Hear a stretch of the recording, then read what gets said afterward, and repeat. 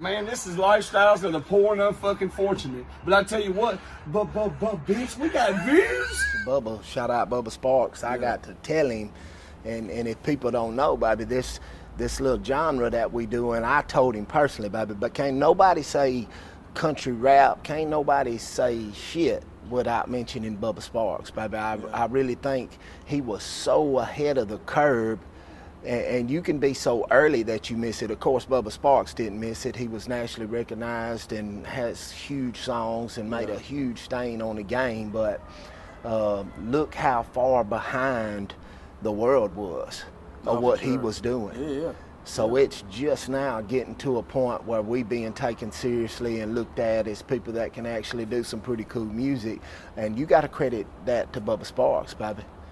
You got to say his name.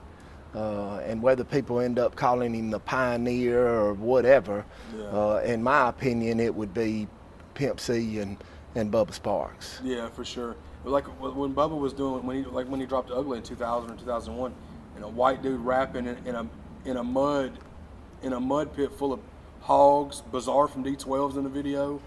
He talked about that on the podcast. Like that the world didn't know what their people's heads were exploding because they knew Eminem. But like seeing a country white dude do this and rapping at a high level, bro, to Timbaland beats. Rapping you know at a high level, bro. Yeah. I called him when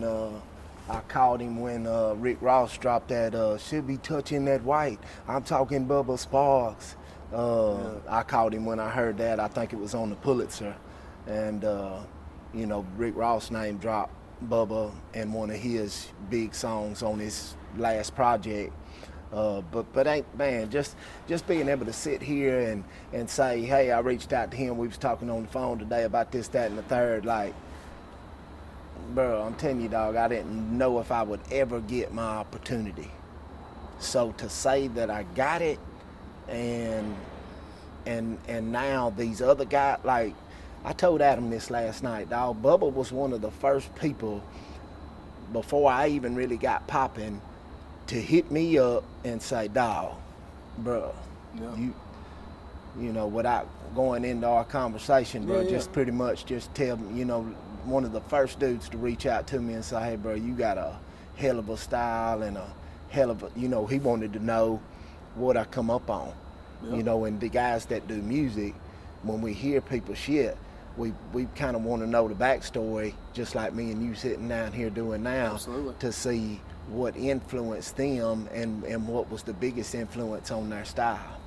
But yeah, shout out Bubba Sparxxx style. Yeah, man, and I sent him a text a couple of days before the song with Adam dropped, because Adam let me hear it when I went to do his interview. And I just told Bubba, I was like, man, I really like that song. I said, I look forward to it dropping tomorrow. And he was talking about how much he appreciated it. He talking about wanting to do the interview at some point. Then he even shouted out about how much he loved the song me and Lex dropped. So like he was just showing love on that end. So shout out to Bubba for sure. Hell yeah. He's making some dope shit again, and I love seeing that. So.